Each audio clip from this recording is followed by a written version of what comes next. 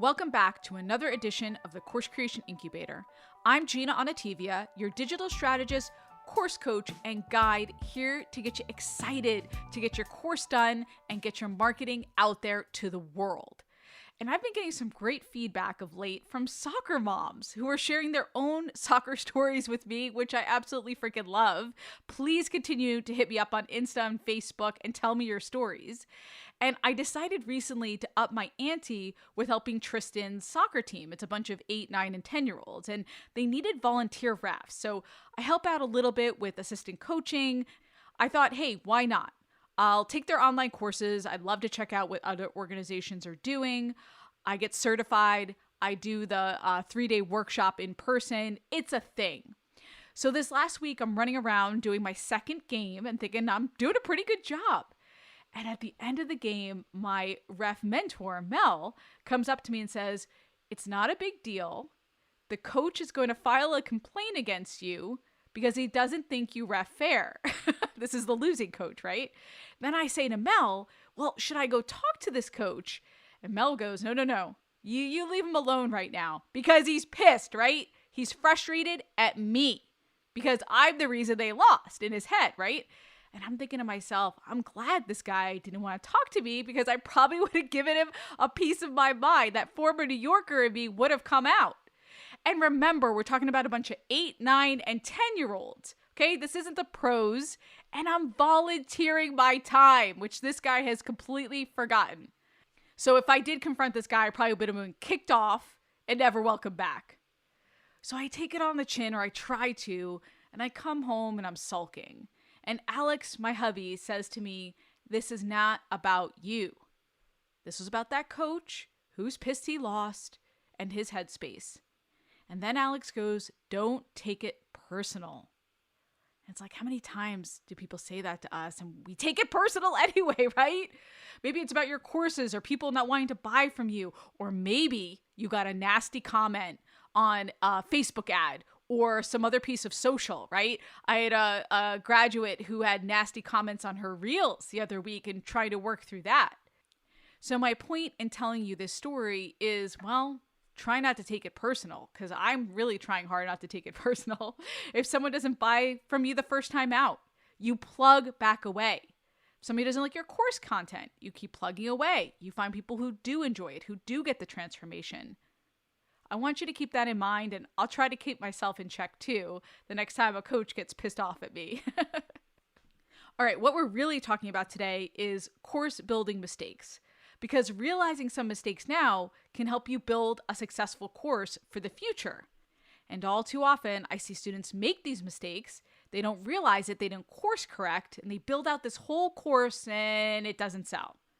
They put so much time and energy into it and it doesn't work. And it's not that they can't create a successful course. It's more likely that they made a mistake early on and didn't realize it. So if you can avoid these mistakes, you're saving yourself some extra time and energy and setting yourself up for success. This is also great timing because I'm in the throes of coaching my DCA students right now. It has been a blast so far. We just got started. I can already tell it's a great group. Everyone is putting themselves out there. No one's shy. They're asking for feedback. I feel like I'm really getting to know this class. And hopefully this can help you in terms of you building out your course right now. And by the way, I'm not going to talk about course marketing mistakes. That'll be a separate podcast. Today, we're specifically talking about building your course. So I don't care if you're building your first course or your 8th course, these mistakes can truly apply to you. So let's dive into number 1. Folks coming to the table with their course, with their content already decided, without figuring out market and promise first. Okay, let's drill down on this a little bit, because that's a long way to say number 1. Now, I've talked to some people who have existing books or content, like say they have speeches. Maybe they did presentations for a corporate arm and they're like, "Oh, I've got this content dialed in. I think I'll do a course about this." And I always say to them, that's great. I love that you have a course idea baked into this, but let's take a step back. Who's your audience? Did you niche down in terms of your audience? And what's the promise that you're going to deliver for them? In other words, what's the result? What's the journey? You're going to take them from feeling these emotions, these more than likely negative emotions, to these empowering positive emotions. Because remember, people buy an emotion. So you're really thinking through that journey, that transformation that's going to happen for them, rather than taking your content as is and just trying to plunk it into a course format. Because if you have a book or a presentation or some kind of existing content, you've got to make it work for a course. You got to think about how it's going to translate to many. When you're doing a presentation in front of, say, 50 people, it's very different than somebody going through your course self-paced. Potential students reading a book or listening to a speech aren't necessarily looking for a specific outcome. They might have an interest in the broader subject and might take away a few points, versus those who choose to enroll in your course, well, that's a bigger commitment a lot of times. They're looking for something specific. You need to be clear on what that is and make sure the content you're putting together aligns with that course promise. It's not as simple as just putting different pieces of content together. It's really about the outcome that your content is leading toward. So that's just a big mistake to start with. Don't make that. Really take a step back. If you have existing content that you want to repurpose, think about your market, think about your audience, and the transformation or promise that you want to provide. All right, second mistake I've seen students make is what I call light validation, L-I-T-E, light. And maybe you talk to 2 people to validate that you had a great course idea. 2 people is a really great start. It's not the end-all be-all. You really need to dig into that validation. You guys have heard me talk about that in this podcast. And when I say validation, I mean interviewing potential students and figuring out what they really want.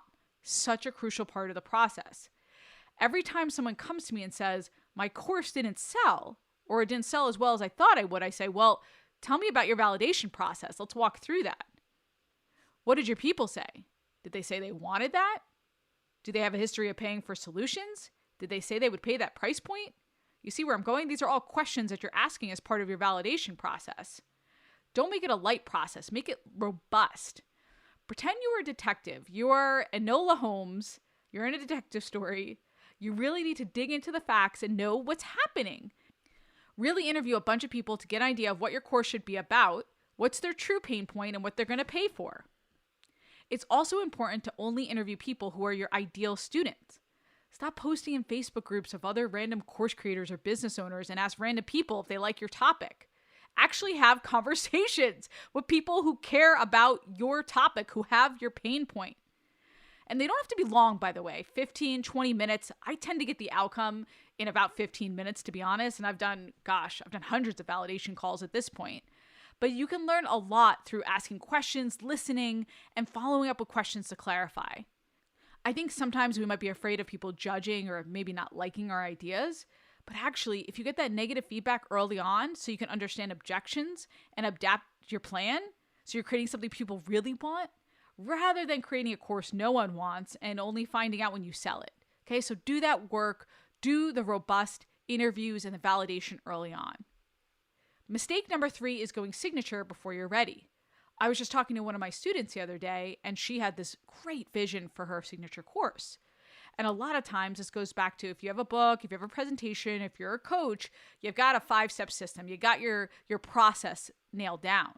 And if you've already have the signature system, you tend to want to teach that first and foremost. But when you're building out your audience for the first time, sometimes it's not as great to start with that signature because you likely want to charge that higher price point. It's better to maybe start with a lower price point and build from there. I know you guys have heard me talk about this on the podcast if you're listening along the way. I think sometimes we get afraid. How am I just going to give them part of it? Like if I say, what if you did a focus course or a starter course? You're just going to give them part of it and they're going to get what they need because you're going to start with the low-hanging fruit. You're going to start with the baby steps and gradually get them to where they need to go. By not providing a signature course, you're giving them that lower price point. They can get a foot in the door with you and who you are and what you're about, and then you build from there. A lower price point makes it easier for them to say yes and start learning from you. Then you give them amazing experience and they want to keep learning. They want to keep buying.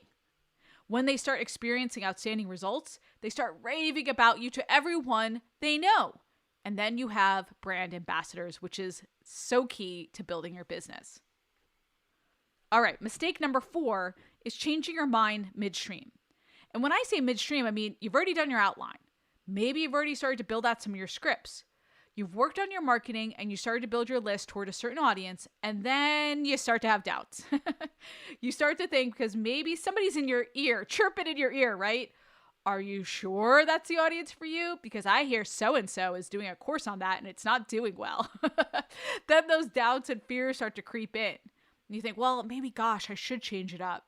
Or you decide that it's not working for whatever reason. You have doubts. All right, I'm giving you permission to squash those doubts that either come from internal or external, from people who can't help but give you their opinion. I want you to keep going. Put yourself out there. And again, this is why a smaller course is so great. It lowers the risk for you to put yourself out there. And trust me, I know plenty of course creators, including myself, who have tried different paid offers that have totally bombed. And what do? We pick ourselves back up. I picked myself back up and I had to go say, okay, that didn't quite work. Let me try a different offer or a different audience that I think will resonate more. And we've all been there. I'd rather you go and finish your course at that lower price point, take a risk, take a leap of faith, see what happens, get the results, and then pivot. And for those of you who are high achievers and are used to doing really well and just nailing everything, the whole idea of failure can be scary. Yet, if you're a business owner, there's going to be times when you try something and it fails. But if you follow what I've been talking about, it's going to increase your odds of success. And the fact is, you can't know if your course will succeed or not unless you actually get it out there. Even if it fails, you can take pieces of it and learn from that and figure out your next steps. I have seen so many different students who maybe put out like a $497 course and it didn't sell as well as they wanted. They broke it down into pieces and sold off the pieces and then did well because they went back to their students and said, why didn't you buy? And they're like, oh, I only wanted this specific part. Okay, great. Then I'll offer to then as a different promotion. And it worked. So I want you to give yourself a deadline to make sure you're not changing midstream. Like once I hit this step, maybe I'm going to script my first script. I'm not going to go back and change my mind. I'm not going to change my mind about the structure or the audience. By the way, you can make changes. Instead of 4 modules, break it up into 5 modules. That's fine. That's not what I'm talking about. I'm talking about completely changing your course focus and taking a complete pivot. When you're midstream, don't do that. You're going to lose momentum. You're never going to get it done. Commit to not staying in planning mode. Final thought on this mistake.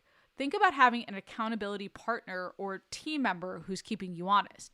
I have multiple people who keep me honest. So I've got Becky, who I've talked about, who's my amazing online business manager.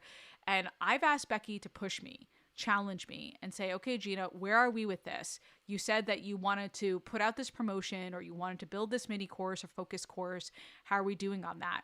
So Becky puts my feet to the fire. And I love that. So who's your Becky? Who's doing that for you? And then you're less likely to change midstream as well because you've got somebody checking in on you, holding you accountable, making sure you're hitting your deadlines. Okay, finally, you're ready for mistake number 5 for course building, which is hammering your students with too much content. I've talked about this before. I even have a podcast about how to cut your course fat because 80% of the courses I see are totally bloated. Too much content, completely overwhelming the student. You're leading them to the transformation and then totally overwhelming them. So don't do this. Don't feel like you have to give them the world. Be confident that your promise is enough. You validate it. That's going back to our validation mistake, right? Number 2, make sure you have that robust validation process and you won't feel the need to go overboard. Remember, all that content can be broken up into multiple courses. Sometimes I get newer course creators who think, oh, I'm just going to have that one course, one and done. But you can have multiple courses as part of your customer journey. So use that content wisely. You don't have to jam it into one course to begin with. I hope these mistakes were helpful and hopefully you avoid them, right? So you can really build momentum with your course. And if you feel like I missed any, hit me up on Insta at Course Creation Boutique. I'd love to hear what you think your mistakes are. Maybe my grads can hit me up on Insta. I'd love to hear from you guys. I'll see you next week. And we're going to talk about something that's so important with your course, which is pre-selling it and getting it out there and building anticipation for your course. And by the way, if there's a topic you want to hear more about, hit me up. I'm an open book, here to help. So would love to hear what you want to hear more about. Please rate and review this episode, especially if you're listening on Apple Podcasts, and subscribe. Until next week, go create, be you and be brilliant, and get it done.